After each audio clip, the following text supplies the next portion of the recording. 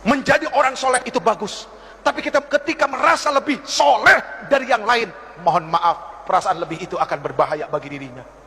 Menjadi orang baik harus, tapi ketika merasa lebih baik dari orang lain, ini yang akan membuat kekacauan bagi dirinya yang merasa lebih baik. Ayo tengokin teman-teman yang belum dapat hidayah. Umur di tangan Allah, kesempatan di tangan Allah. Jibril alaihissalam turun kepada Rasul mengabarkan, siapapun orang yang berbuat maksiat seumur hidupnya dan dia adalah umatmu, 1 tahun sebelum meninggal dia minta ampun kepada Allah, Allah akan ampuni semuanya. Rasulullah bilang apa? Aduh malaikat Jibril, kelamaan. Balik kepada Allah. Rasulullah tahu kualitas umatnya. Setelah kembali kepada Allah turun lagi, ya Rasulullah, barang siapa dari umatmu berbuat dosa seumur hidupnya 1 bulan sebelum dia meninggal, dia tobat kepada Allah, Allah subhanahu wa ta'ala akan ampuni dosanya. Apa Rasulullah bilang? Aduh malaikat Jibril, jangan deh, kelamaan, umatku lalai. Kembali lagi kepada Allah, turun lagi, ya Rasulullah, barang siapa dari umatmu dia berbuat dosa seumur hidupnya 1 minggu sebelum meninggal, dia bertobat kepada Allah, Allah akan ampuni. Tapi apa yang dikatakan Rasulullah SAW? Aduh jangan malaikat Jibril, jangan, umatku lalai. Lihat, sayang gak Rasulullah sama kita? Cinta nggak Rasulullah sama kita? Akhirnya kembali lagi kepada Allah, lalu kemudian turun, ya Rasulullah, Allah berkirim salam kepadamu. Barang siapa dari umatmu dia melakukan dosa, melakukan keburukan seumur hidupnya 1 tahun, 1 bulan, 1 minggu, 1 hari, bahkan ketika ruhnya ya gargir, malam ya gargir, gargara, berbulak balik di tenggorokan, dia nggak bisa berkata apapun kepada Allah, tapi matanya menatap memohon kepada Allah, hatinya bersungguh-sungguh kepada Allah, minta ampun kepada Allah, Allah subhanahu wa ta'ala akan memberikan ampunan kepada mereka. Itu maha luasnya ampunan Allah. Tapi sayang 1000 sayang, Allah nggak pernah bosan ngampunin hambanya. Cuma hambanya yang kadang-kadang bosan minta ampun kepada Allah. Na'udzubillahi min dzalik. Saya yang bosan minta ampun, Allah nggak pernah bosan ngampunin kita. Ya Allah ya Karim. Maaf hadirin, al-Islam kal bunyan yashuddu ba'dahum ba'da. Islam itu seperti bangunan, saling menguatkan satu sama lain.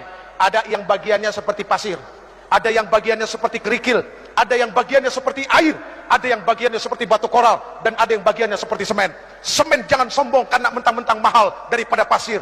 Batu yang besar pun jangan sombong, pasir kecil tapi rame-rame mainnya keroyokan. Air, subhanallah, ketika tidak ada kesombongan dari satu hamba kepada hamba yang lain. Lihat, tiang ini terdiri dari apa? Nah itu semua karena tidak ada kesombongan, mereka jadi satu, akhirnya jadi tiang. Jadi mendamaikan 2 orang berselisih itu jauh baik daripada jadi kompor. Bu, mohon maaf, apapun yang ada di atas kompor, pantatnya pasti hitam. Iya kan?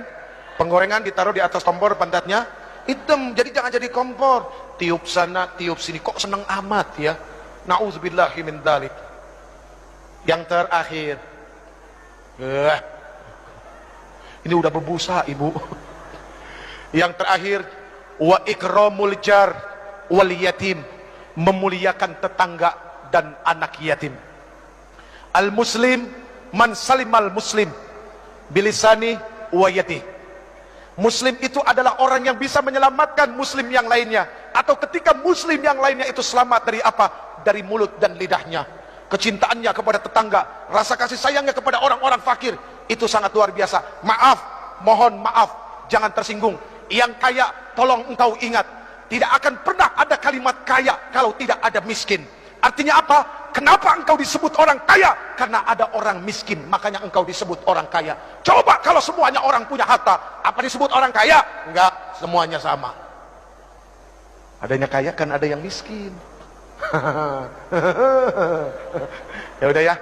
Wa ikramul jar wal yatim, memuliakan tetangga dan anak yatim. Ini bukti bahwa dia adalah muslim sejati. Friend, pegang yang 7 friend. 7 itu bermakna adalah Al-Fatihah, As-Sab'ul Masani, 7 ayat yang berulang-ulang.